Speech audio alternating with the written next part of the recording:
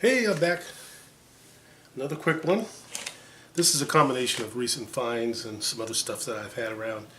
Um, we're going to start off with one of my favorite singer-songwriters, the great James Taylor. This is his first album, and what's interesting about it, it's on the Apple label. This is the first non-British performer to release a record on Apple.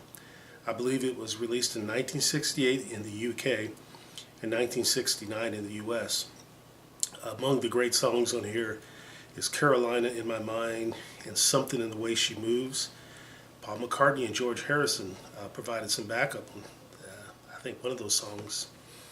And Something in the Way She Moves was originally going to be called I Feel Fine, but the Beatles already had a song by that title.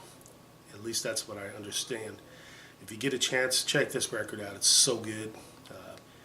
And it paved the way for what would be the career of a masterful singer-songwriter. Can't say enough good things about James Taylor. Later on, he released this album, Mud Slide Slim and the Blue Horizon. Carole King joined him for this one. And among his backing musicians are Leland Sklar, Russ Kunkel, Danny Cooch Kortchmar. Really, really good record. You Got a Friend, which was written by Carole King. That was originally on the Tapestry album. I think he does a really good job on that song. Long Ago and Far... so sing this song. Long Ago and Far Away. Also very good. Check this record out. It's really good. Randy Newman is another one of my favorite singer-songwriters. This is his live album. Yeah, it's got some good songs on it. Cowboy, Davy the Fat Boy. That song makes me laugh every time I hear it. We have Mama Told Me Not to Come. Most people are familiar with that song as it was covered by Three Dog Night in a very rambunctious cover. I do appreciate that about Three Dog Night. They really knew how to bring things to the table. Now, what's interesting about these are some of the shortest songs I've ever seen. Mama Told Me Not to Come. It clocks in a whopping 1 minute and 46 seconds. You want to talk about getting to the point, okay? Randy Newman has had some very controversial songs in his career, but the man's talent is ridiculously good. Good pianist. If you like the southern sound with lush orchestra backing, check out Good Old Boys and Sail Away. I have those. I'll show them to you later. Lyle Lovett and his large band. And another great performer. Haven't heard from him in a while. He actually did some acting in the Robert Altman movie Shortcuts and also Cookie's Fortune. And if you get a chance, check out those movies. I'm a big fan of Robert Altman. But Lyle Lovett has a really good voice. Here I Am is probably the best song on this album. Okay, deviation here. Nina Hagen. This 12-inch single, New York. I love her music. And this is Ecstasy.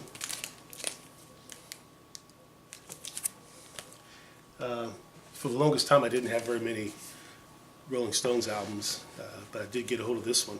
I'm starting to collect her vinyl. This is Love You Live.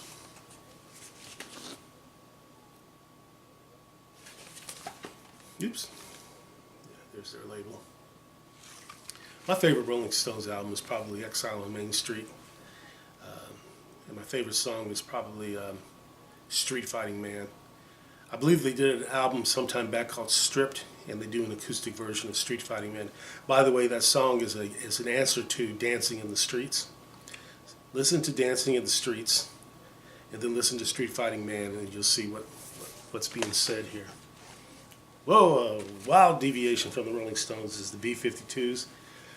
This album, I believe, skyrocketed them to superstardom. They made the cover of Rolling Stone. This one is Good Stuff, I think. Well, Cosmic Thing, I'm sorry. I think that's what it is. Love Shack is that song. Even if you don't know how to dance, that'll get you up and dancing. And Rome, another great song. I threw on a country western album. This is Johnny Cash. And the reason why I'm showing you this is this one's called The Man, the World, and His Music. And I wanted to show you this because I'm very pleased to have an album on the Sun label. Isn't that great? I also have the Elvis Presley album, The Sun Sessions. But I just love that label because it just reminds me of really good rockabilly music, etc. Coming up, we have the Humble Bums. Jerry Rafferty is featured on this album, along with that comedian, Billy Connolly. Sorry, I forgot his name. Yes, that Billy Connolly, the comedian and actor. And this is not a bad album at all. It ushered in his solo work and his work with Stealers Wheel with Joe Egan. I just recently got this one, and I'm pretty happy because I think it's a kind of a rare item.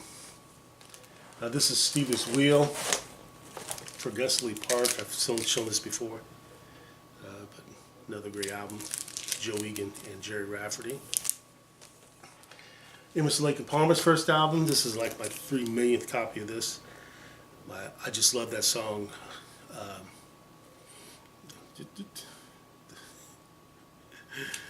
I am very tired. I just can't remember things. But Lucky Man, good Lord. Lucky Man is an anti-war song, and I liked it.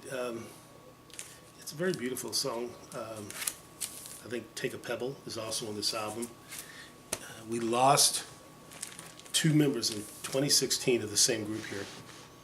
We lost Keith Emerson and we lost Greg Lake, one of my favorite singers and my favorite keyboardists. When it comes to prog rock, the keyboardist I liked the most was Keith Emerson, Tony Banks, and Rick Wakeman. What I call the Holy Trinity of prog rock keyboard. This is Welcome Back, my friends, to the Show That Never Ends. A monstrous 3-record set. You know, it takes a lot of energy to perform live, but these guys had what it took. The songs Tarkus, Carnival number 9, Impression number 1, and Carnival 9, Second Impression, they each take up an entire side of the album. And think about how much energy and vitality it takes to perform a single song for that long. This also contains Benny the Bouncer, Jeremy Bender and the Sheriff, and Hoedown, Jerusalem, and Toccata. So a lot of brain salad surgery is featured on this album. And here is one of my favorite contemporary performers, the great Billy Joel. This is his second album, Street Life Serenade. I believe Piano Man was his first album. This one gets overlooked a little, but it's a really good record. He shows his ragtime chops when he performs the song Root Beer Rag. I mean, that man can play piano like he has 27 fingers. The Great Suburban Showdown is a beautiful song. The Entertainer, I think that was a song that was like the biggest hit from this album. And Los Angelinos. I was in Long Island, New York, when I first heard this record. So it's very appropriate because I believe that's where he was from or where he resides. But it was kind of a special treat to be able to be there and to hear that album for the first time. Actually, it was a cassette. And here we have one of the greatest live albums ever.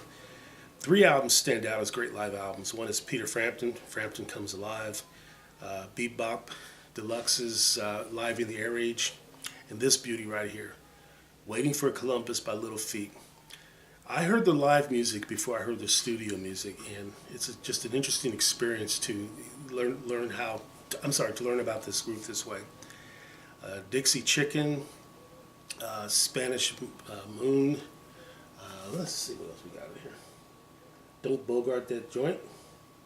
Fat Man in the Bathtub is probably my favorite song. Interesting connotation behind that song.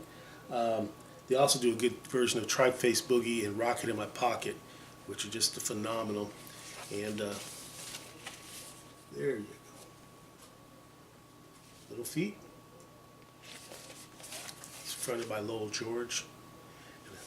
Just a fantastic record. Okay, that's it. More vinyl coming up. Thanks for stopping by and, putting up with me. If you have any suggestions or criticisms, let me know. Have a good day. See ya.